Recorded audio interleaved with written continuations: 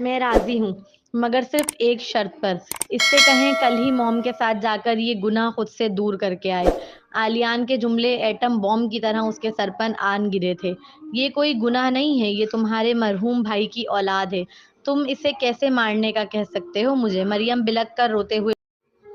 Welcome to our channel novels by Husn Kanwal. अस्सलामुअलैकुम listener, मैं हूँ आपकी होस्ट लाइबा सुमैर और मैं हाजिर हुई हूँ हुस्न कंवल का नॉवेल वफ़ाए यार की किस्त नंबर 12 लेकर। तो चलिए बगैर इंतज़ार के शुरू करते हैं। क्या क्या बोल रही हैं आप? ये तो कंवारी है। रेहाना बेगम बमुश्किल अपने हवास पर काबू पाते बोली। ओह, मतलब? डॉक्टरनी इनकी बात सुनते ही कुछ लम्हों के लिए खामोश हो गई। चले, मैं दवाई लिख देती हूँ। रेहाना बेगम ने डॉक्टरनी की बात मफलूज जहन के साथ सुनी। बाहर ख़ानदान व रिश्तेदार व दोस्त अहबाब आए हुए थे। अगर इन्हें खबर हुई तो क्या इज्जत रह जाएगी उनकी इस मुआशरे में। मामी, शबाना बेगम डॉक्टरनी को बाहर ले गई। इनके जाते ही मरियम उठ कर बैठी। अब अरमान से अपना निकाह छुपाने का मतलब अपनी औलाद को गाली बनाना था। वो तो चला गया था मगर अपनी निशानी छोड़ गया था उसके पास। ऐसी निशानी जिसके साथ वो बखुशी अपनी ज़िंदगी गुजार सकती थी। उसकी औलाद, उसके अरमान की औलाद। ये एहसास ही उसे जीने की उमंग देने लगा। उसने सोचा रेहाना बेगम को सब कुछ बता दे। माना वो बहुत बुरी हैं मगर अपने मरहूम बेटे की औलाद से तो मुंह नहीं मोड़ सकती। आखिर को इस बच्चे से उनका खून का रिश्ता था।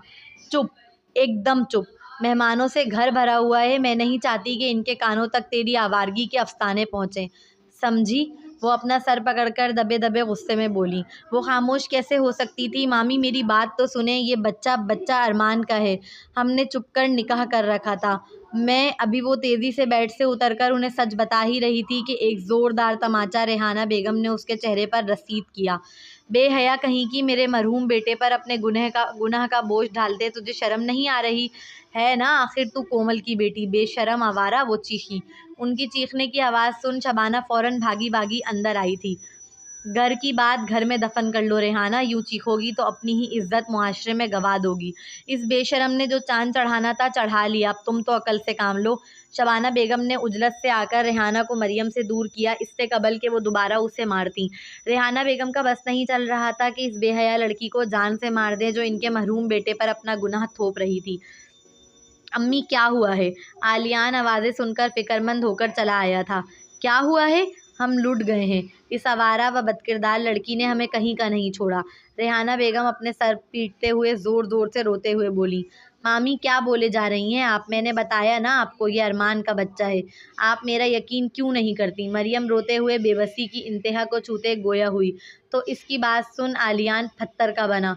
चुप चुप कर जा। अगर एक लफ्ज़ और बोली तो ज़बान खींच लूँगी तेरी गुद्दी से।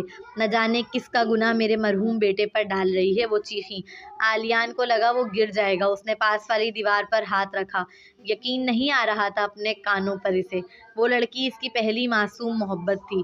भाई का गम कम था जो इसने भी इतना बड़ा रंज पहुंचा दिया? वो कैसे बर्दाश्त करे? आलियान, रोको अपनी माँ को। अरे थू थू हो जाएगी सब जगह तुम लोगों की। रेहाना बेगम का बस नहीं चल रहा था कि मुंह नोच ले मरियम का। वो तो शबाना बेगम बीच में ढाल बनकर मरियम को बचा रही थी। उन्होंने आलियान को देखा तो तेजी से बोली। वो बुरी तरह टूटा था, लगा जैसे नन्हे से दिल के टुकड़े टुकड़े कर डाले हैं इस जालिम लड़की ने। क्या सोचता था इसके बारे में और वो क्या निकली? वो इसके मरहूम भाई पर इल्ज़ाम लगा रही थी, वो भी किस कदर पुरएतमादी से। आलियान, रोको। रेहाना बेगम अपने गमो गुस्से में पागल की तरह चीखते हुए शबाना को धक्का देकर मरियम पर टूट पड़ी। वो बेधड़क मारे चले जा रही थी। ये तक देखने की ज़हमत नहीं कर रही थी कि लग कहाँ रही है। वो बेचारी खुद को बचाती दीवार से जा लगी थी। मॉम मॉम, संभालें खुद को। शबाना बेगम से तो वो जुनूनी औरत काबू ही नहीं आ रही थी। इसलिए आलियान उसे बचाने के लिए तेज़ी से आया। उसने अपनी माँ को पीछे से जकड़ लिया। तुम यहाँ से जाओ मरियम, वो सुर्ख आंखें लिए भरी आवाज़ में बोला। मैं सच कह रही हूँ आलियान, तुम तो कम से कम मेरा यकीन करो, ये तुम्हारे भाई की औलाद है। हमने छुपकर निकाह किया था। मरियम के गाल सुर्ख पड़ रहे थे। रेहाना बेगम के हाथों की चूड़ियों ने उसका चेहरा व जिस्म पर जगह जगह कट लगा दिए थे, मगर वो लड़की फिर भी चुप न हुई। उसने आलियान को पुरुमीद निगाहों से देखा। उसे यकीन था आलियान समझेगा, उसे यकीन करेगा उसकी बात पर। अभी जाओ यहाँ से। आलियान ने होठों को एक दूसरे में सख्ती से भींचते बिखरते जज्बात पर जबर कर सख्ती से कहा। मगर मैंने कहा जाओ। इस बार वो चिंगाड़ा। मरियम को शबाना बेगम दूसरे कमरे में ले गईं। अगला सीन। क्यों क्यों क्यों मरियम क्यों? मेहमानों व रिश्तेदारों के सामने अपने अंदर उठते तूफानों को जबर करके रोके रखा। जब सब चले गए तो अपनी माँ को इनके कमरे में नींद की दवाई देकर सुला आया। इसके कमरे के रास्ते में ही मरियम का कमरा था। इस कमरे के दरवाजे के नीचे से रोशनी आती दिखाई दे रही थी। वो चुपचाप अपने कमरे की जानिब आया। मरते कदमों से कमरे में दाखिल होकर दरवाज़ा बंद किया और बस दरवाज़ा बंद करना था कि जो तूफान कैद किए हुए था वो चीखों के ज़रिए बाहर निकला। वो बच्चों की तरह रो रहा था। दरवाजे से कमर लगाकर वहीं खड़े खड़े रोने लगा और रोता ही चला गया। एक तरफ जवान भाई की मौत का सदमा था तो दूसरी जानिब अपनी महबूबा की बदकिरदारी। इसका दिल मारे गमों के चूर चूर था। अगला सीन। जब घर में मुकम्मल खामोशी छा गई तो रेहाना बेगम दबे पाँव कमरे से निकली। अगला सीन। मैं ना कहती थी कि मत लगाएं इसे यूनिवर्सिटी, मगर आप और अरमान ना माने। देख लें अब अपनी भांजी की करतूत। क्या गुल खिलाया है इसने, हमारी इज्जत का न जाने कहाँ कहाँ जनाजा निकाल कर आई है। ये रेहाना बेगम ने अदालत लगा ली थी जिसमें मरियम अपने मामू और आलियान के सामने मुजरिम बने खड़ी थी। ऐसा कुछ नहीं है मामू जान, आप तो मेरा यकीन करें। अरमान ने निकाह किया था मुझसे, हमारा निकाह 1 साल पुराना है। ये कोई गुनाह नहीं है, ये तो आपके बेटे की निशानी है। मरियम रोते हुए उनका हाथ थामकर गोया हुई। बेबसी की इंतहा थी उस लड़की पर। वो रो रो कर एक एक को बता रही थी कि निकाह हुआ है, कोई गुनाह नहीं किया। अगर निकाह हुआ है तो निकाहनामा भी होगा, कहाँ है वो?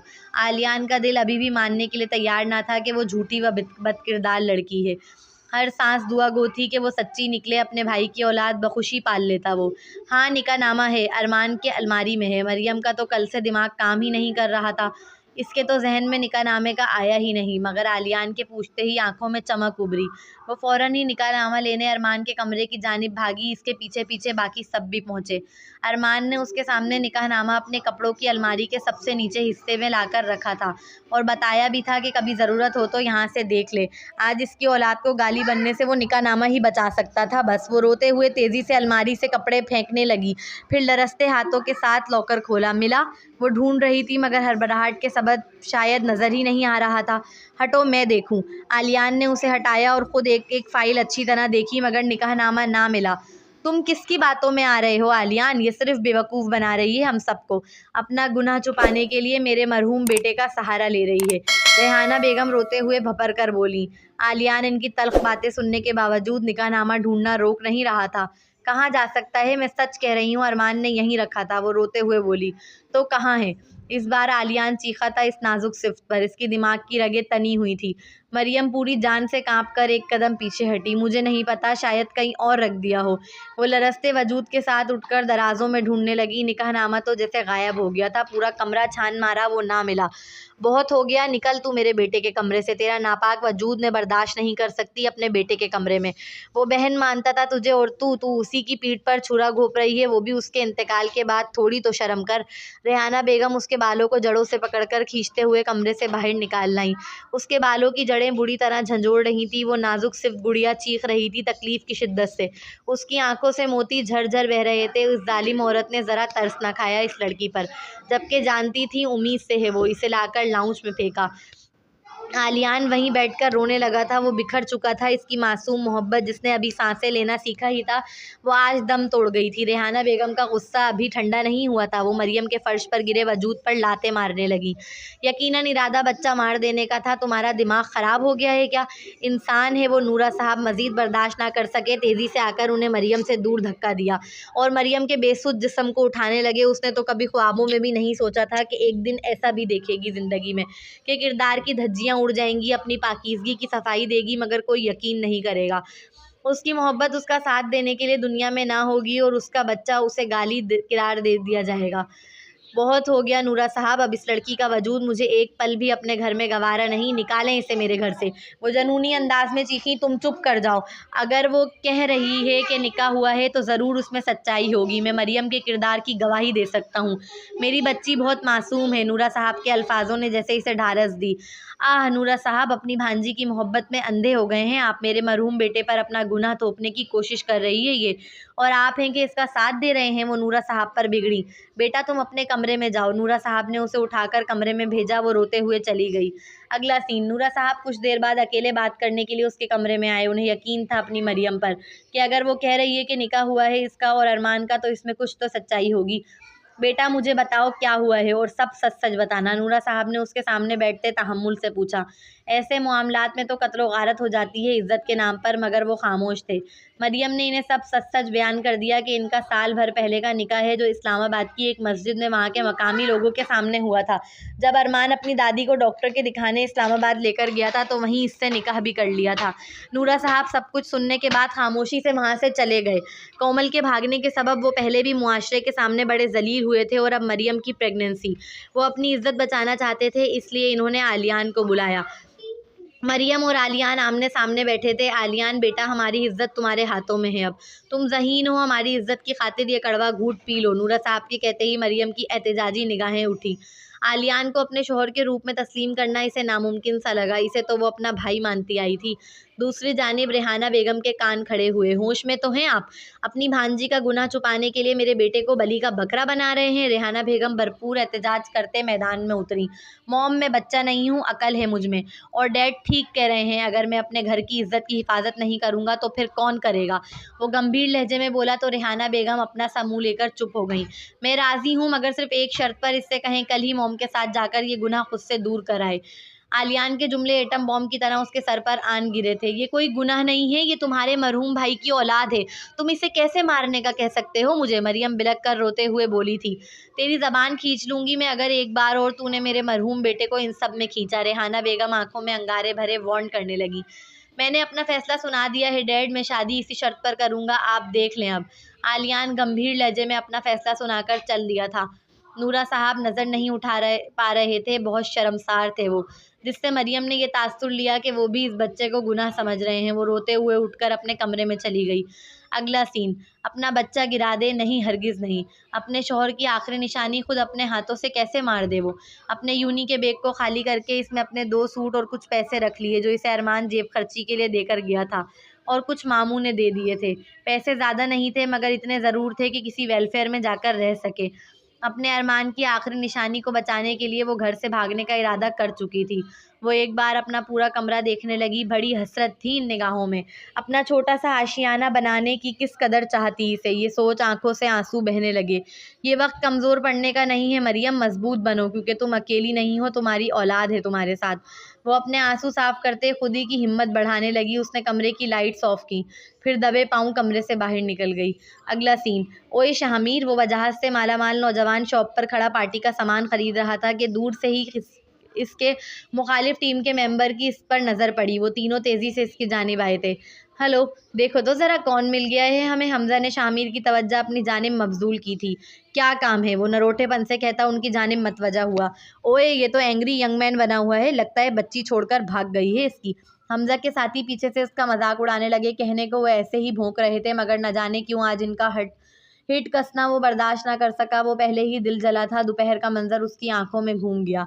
माजी, वो टेबल पर बैठा सबके साथ नाश्ता कर रहा था कि इसकी निगाह सामने से मुस्कुराते हुए आती बिलोरी आंखों वाली चुलबुली गुड़िया पर पड़ गई।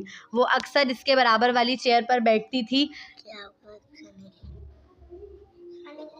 आकर, इसलिए शाहमीर ने हल्की सी चेयर इसके लिए वो अक्सर इसके बराबर वाली चेयर पर बैठती थी आकर, इसलिए शाहमीर ने हल्की सी चेयर उसके लिए खिसका दी ताकि वो आराम से बैठ सके। मगर ये देख आग लगी सीने में के बजाय वो इसके बराबर में बैठने के शहरोज़ के बराबर में बैठी।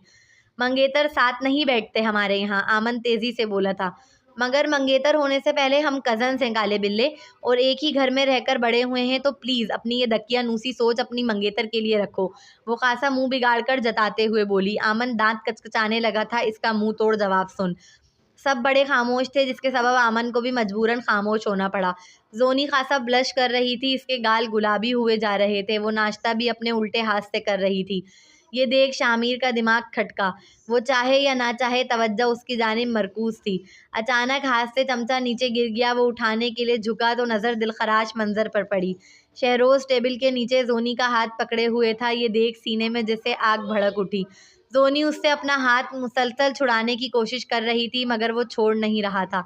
ये मंजर देखने के बाद मज़ीद नाश्ता कंटिन्यू रखना अब मुमकिन ना था। वो दाँत पीसते हुए वहाँ से चल दिया, जबकि उसे नहीं खबर उसके जाते ही आमन का चमचा भी नीचे गिरा। ये आज चमचे बड़े गिर रहे हैं, शाहीन बेगम टोकते हुए बोली, तो आमन फीकी सी मुस्कुराहट चेहरे पर सजाए नीचे झुका। तो इसलिए इतना शर्माया जा रहा है? आमन ने जब शहरोज़ को उसका हाथ पकड़े देखा तो खुद को रोक न सका और पूरा टेबल के नीचे आ गया। फिर ऊपर टेबल पर अंदाज़े फ़ोर्क से हाथ मारकर काँटा उठाया और अगले ही पल तेज़ी से वो काँटा शहरोज़ के पाँव में गड़ा दिया। आह! वो ज़ोर से चीखा तो सबकी तवज्जो उसकी जानिब मरकूज़ हुई, जबकि ज़ोनी बुरी तरह चौंकी। सबकी तवज्जो क्योंकि शहरोज़ की जानिब थी, इसलिए आमन पर किसी का ध्यान ही न गया। फिर इस जैसे संजीदा शख्स से इतनी बचकाना हरकत की तवक्का भी तो कोई नहीं कर सकता था। वो अपनी जगह पर आकर इत्मीनान से बैठ गया। ज़ोनी की अचानक निगाह अमन पर गई, जो बमुश्किल अपनी मुस्कुराहट होठों में दबा रहा था। क्या हुआ बेटा? शाहीन बेगम फिक्रमंद होकर तेजी से पूछने लगी। कुछ नहीं, शहरोज़ अपना पाँव उठाकर मसलते उलझे लहजे में बोला। इसकी पूरी तवज्जो ज़ोनी की तरफ थी, इसलिए कोई इल्म नहीं कि हुआ क्या। वो खुद कंफ्यूज होकर अपना पायचा उठाकर देखने लगा। इसकी सफ़ेद जिल्द पर कांटे के निशान थे। उफ, लगता है जैसे किसी बिल्ले ने पंजे मारे हों। ज़ोनी उसका पाँव देख मुफहमाना अंदाज में तंज करने लगी। मतलब बिल्ली ने? शहरोज़ समझा नहीं था, इसलिए उसके लफ्ज़ की तसही करने लगा, मगर सामने बैठा शख्स बखूबी समझ चुका था कि इशारा उसी की जानिब है। नहीं, बिल्ला। वो सामने बैठे नौजवान को देख घुर्राकर बोली, जिस पर आमन अनजान चेहरा बनाए उसे तकने लगा, जैसे समझ ही ना आ रहा हो वो क्या बोल रही है। हाल ज़ोनी का हाथ शहरोज़ के हाथ में देख दिल शदीद भारी हो रहा था, इसलिए तो उसने पार्टी खुद रखी थी ताकि दिमाग हटा सके, मगर इन लड़कों का कहना ज़ख्मों पर नमक छिड़क गया था। Shut up! शामिर दबे दबे गुस्से में बोलने वाले की गर्दन को दबोचते धाड़ा। उसकी आंखें देख वो लड़का वहशतज़दा हुआ। इतनी आग क्यों लगी हुई है? 2-3 मैच क्या जीत गया तू? तू अपने आप को कुछ ज़्यादा ही चैंपियन समझ रहा है? हमदा इस शेर का हाथ अपने दोस्त के गले से हटाते मज़ीद आग में घी डालने का काम करने लगा। कितना बेगैरत आदमी है तू! हर बार हारता है, फिर भी अपना ये झूठा भरम लेकर मेरे सामने आ जाता है। शामिर के अंदर लावा पक रहा था। वो ऐसे लोगों को मुंह नहीं लगाया करता था, मगर आज वो जवाबी कार्रवाई करने लगा। तो खुले मैदान का शेर है बस, वरना दम है तो अभी इसी वक्त सामने चलते रोड पर रेस लगाकर मुझे हरा के दिखा। मैं मान जाऊंगा तुझे। हमजा भिपरे लहजे में उसे चैलेंज करने लगा। मैं रोड पर रेस नहीं लगाता, मेरे कुछ रूल्स हैं, वो तेजी से रद ने बोला। ये बोलना कि डर गया। हमजा फौरन जिद करने लगा। इसने दानिस्ता तौर पर मिर्चें लगाई थी ताकि वो भड़के। नहीं, बच्ची भाग गई बेचारे की। वो पहले ही क्या कम तपा हुआ था कि हमजा के साथी इस्तेज़ाइया अंदाज में एक दूसरे को ताली मारते हुए उसे मजीद तपाने लगे। शामिर और डर गया। इस हसीन नौजवान ने यह जुमला नहायत मगरूर व मज़ाइका खैज लहजे में दोबारा दोहराया। तू आना फिर मैदान में। क्या बच्चों की तरह साइड में लड़ रहा है? हमजा ने उसे चैलेंज दिया। चल ठीक है, आजा, और अगर तू हारा तो तू और तेरे साथी पूरी यूनी के सामने मेरे जूतों पर अपनी नाक रगड़ोगे। हिम्मत है? हमजा ने जख्मी शेर को छेड़ दिया था, जो अब चिंघाड़ते नजर आ रहा था। वो दांत पीसते एक एक लफ्ज़ पर जमाव देकर धमकी आमेज लहजे में गोया हुआ। मंजूर है। हमजा 1-2 सानियों के लिए सोच में पड़ा। इसे सोच में पड़ा देख शामिर के चेहरे पर इत्मीनान बख्श मुस्कुराहट रक्सा हुई, जिसे देखते ही हमजा जलकर चैलेंज के लिए आमादा हुआ। मंजूर है। रेस शुरू हो चुकी थी। मकाम तय कर लिया था। वहाँ हमजा के साथी झंडा पकड़े खड़े थे। जो पहले इस झंडे तक पहुंचेगा वही रेस जीतेगा। इसकी गाड़ी रोड पर हवाओं से बातें कर रही थी। 2-3 गाड़ियों को टेक ऑफ कर सिग्नल तोड़कर सामने रोड पर गाड़ी बिजली की रफ्तार से आगे ले गया। हमजा बिल्कुल इसके बराबर गाड़ी ले आया था। इस हसीन नौजवान की गाड़ी फुल स्पीड पर थी। इस कदर स्पीड के बराबर से गुजरे तो गुमान है कि बिजली गुजरी। हमजा को इसने पीछे छोड़ दिया था। Come on baby. वो गाड़ी की स्पीड मजीद बढ़ाते बड़बड़ाया। इसके चेहरे पर फातेहाना मुस्कुराहट बिखर आई थी। यकीनन रेस का विनर इसी ने बनना था। अभी वो दूसरा सिग्नल तोड़कर आगे बढ़ा ही था कि सामने अचानक एक लड़की आ गई। गाड़ी इस कदर स्पीड में थी कि वो ब्रेक ना लगा सका और अगले ही पल वो लड़की इसकी गाड़ी से टकरा गई। वो हवा में उछलकर दूर रोड पर मुंह के बल जा गिरी थी। ओहो, क्या लगता है आप लोगों को ये लड़की कौन होगी? मुझे तो लगता है शायद मरियम ही ये लड़की होगी, और मरियम मुझे लगता है वापस अपने ददियाल में पहुंच जाएगी। खैर, आप लोगों को क्या लगता है? आप लोग भी रिव्यूज़ अपने ज़रूर देइएगा, कमेंट्स में बताइएगा। बाकी तो हमारी राइटर साहिबा को ही पता है कि आगे क्या होने वाला है, बट मुझे ऐसा लगता है कि मरियम होगी, और यकीनन मरियम जो है वो अपने ददियाल में पहुंच जाएगी और शामिर और मरियम का कपल बनेगा, मुझे ऐसा लगता है। और मुझे लगता है कि वो जो आलियान है ना, उसका कपल ज़ोनी के साथ होगा। अब देखो आप लोग भी और मैं भी देखती हूँ कि क्या होता है, क्योंकि ज़ोनी उस घर के किसी लड़के से तो मुझे लगता है कि शादी नहीं करेगी। खैर, इंतज़ार करते हैं और देखते हैं क्या होता है। और अगर आप लोगों को नॉवेल अच्छा लगा हो तो आप लोग ज़रा अच्छे-अच्छे कमेंट्स कीजिएगा, प्यारे-प्यारे से, क्योंकि मुझे बहुत अच्छा लगा। और हमारी राइटर साहिबा जो हैं उनको बहुत सारा सा एप्रिशिएट करा करें यार, वो इतनी मेहनत करती हैं। और दूसरा ये कि चैनल को सब्सक्राइब कर लीजिए।